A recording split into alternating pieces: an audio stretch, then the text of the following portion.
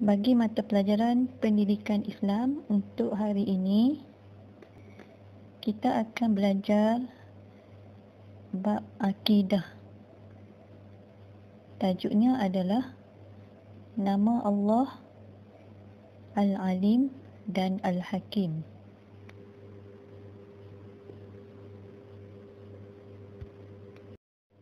Baik, sekarang kita lihat pada pengertian Al-Alim dan Al-Hakim. Okey, kita tengok makna Al-Alim. Al-Alim bermaksud Allah Maha Mengetahui. Nama Allah Al-Alim bermaksud Allah Subhanahu Wa Taala Maha Mengetahui setiap sesuatu secara terperinci. Tiada sesuatu pun yang tersembunyi daripada pengetahuan Allah. Ini bermakna Allah tahu sesuatu perkara itu secara tersurat dan tersirat. Maksudnya sama ada benda tu nampak ke tak nampak ke, semua Allah nampak. Okey, sekarang kita beralih kepada nama Allah Al-Hakim. Kita tengok dulu. Al-Hakim bermaksud Maha Bijaksana. Nama Allah Al-Hakim bermaksud Allah Subhanahu Wa Taala Maha Bijaksana, mencipta dan mentadbir alam. Setiap ciptaannya mengandungi hikmah, tujuan dan faedah. Al-Hakim ni bermaksud Allah Maha Bijaksana, yang mana kebijaksanaan Allah tu tidak dapat ditandingi oleh makhluk. Macam mana kita nak tahu, macam mana kita nak lihat kebijaksanaan Allah ni? Kita lihat kepada pentadbiran alam ini. Berlakunya siang, malam. Siang dan malam bergerak mengikut waktunya. Itu contohlah. Setiap ciptaan Allah ni ada hikmah, ada tujuan dan faedahnya. Baik, sekarang kita beralih kepada dalil naqli nama Allah Al-Alim dan Al-Hakim. Okey, baik. Sebelum tu Ustazah terangkan sedikit apa dia dalil naqli. Okey, dalil naqli. Dalil ni adalah bukti ataupun petunjuk. Dalil naqli adalah petunjuk-petunjuk yang ada di dalam Al-Quran. Ada petunjuk, ada bukti dalam Al-Quran tentang nama Allah Al-Alim dan Al-Hakim ni. Okey, kita tengok apa dia ayat dalil tersebut. Firman Allah di dalam Al-Quran, A'udzubillahi minasyaitonirrajim. Wallahu alimun hakim. Surah An-Nisa ayat 26. Maksudnya, sesungguhnya Allah Maha Mengetahui lagi Maha Bijaksana. Di dalam ayat ni merangkumi kedua-dua nama Allah tersebut, iaitu Al-Alim dan Al-Hakim. Kita tengoklah dalam ayat tu ada kalimah Alimun dan Hakimun. Baik. Kalimah tersebut bukan sahaja ada di dalam ayat yang Ustazah baca tadi. Bukan dalam ayat tu sahaja, tetapi kita boleh dapati juga kalau kita baca Al-Quran dalam ayat-ayat yang lain. Kalau awak baca Al-Quran, cuba awak teliti. Kalau jumpa kalimah-kalimah ni, cuba teliti ayat-ayat yang ada Alimun dan Hakimun. Baik, sekarang kita masuk kepada tajuk kesan beriman dengan nama Allah Al-Alim dan Al-Hakim. Okey, apa dia kesan beriman dengan nama Allah Al-Alim dan Al-Hakim? Kita tengok nombor 1, mentaati perintah Allah. Bila kita beriman dengan nama Allah Al-Alim dan Al-Hakim, kita akan mentaati perintah Allah. Okey. macam mana mentaati perintah Allah ni? Okey. Contohnya melipat gandakan amalan. Melipat gandakan amalan maksudnya kita buat kebaikan, buat baik, buatlah apa saja kebaikan. Bila kita buat kerana Allah, Allah akan bagi kita ganjaran pahala. Okey. Kemudian menjauhi maksiat.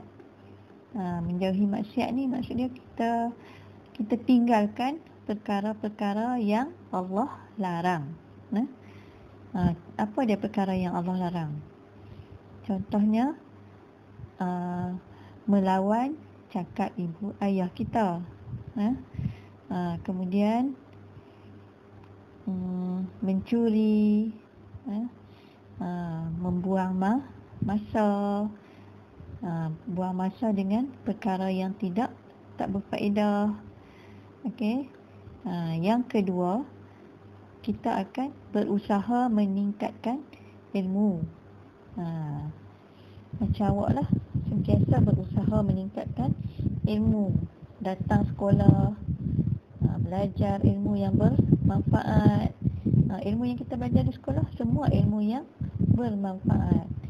Semua yang cikgu-cikgu ajar di sekolah adalah ilmu yang bermanfaat. Sekarang ni awak tak dapat datang sekolah, awak belajar di rumah. Kemudian bila belajar tu, kenalah belajar dengan bersungguh-sungguh. Barulah kita jadi orang yang berjaya. Nombor 3, mensyukuri nikmat Allah Subhanahu wa ta'ala. Macam mana kita nak bersyukur dengan nikmat Allah? Caranya adalah kita menggunakan nikmat Allah dengan sebaik-baiknya. Nikmat yang Allah bagi pada kita tu, kita guna untuk perkara-perkara yang kebaikan sahaja. Jangan kita gunakan nikmat yang Allah bagi tu untuk melakukan perkara yang buruk. Apa dia nikmat Allah? Nikmat Allah ni sangat banyak.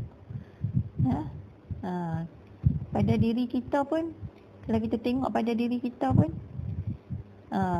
di situ saja tak terhitung nikmat yang Allah bagi. Contohnya nikmat mata. Kita ada mata, Allah bagi mata pada kita, dan dengan mata tu kita boleh melihat. Bila kita boleh melihat, kita hendaklah melihat perkara-perkara yang baik. Sebab mata tu amanah Allah. Janganlah kita gunakan mata untuk melihat perkara yang tidak baik. Tu maksudnya bersyukur. Kita guna nikmat yang Allah bagi dengan sebaik-baiknya. Okey, kemudian memelihara alam. Alam ni juga adalah nikmat yang Allah bagi pada kita. Allah bagi pada kita sungai. Sungai ni adalah sebahagian adalah bahagian-bahagian daripada alam. Jadi maksudnya kita kena pelihara sungai. Sebab sungai itu merupakan sumber air kita. Baik, nombor 4, redha dengan ketentuan Allah. Apa dia redha dengan ketentuan Allah ni? Maksudnya kita terima apa yang Allah tentukan pada kita. Kita bersangka baik dengan Allah.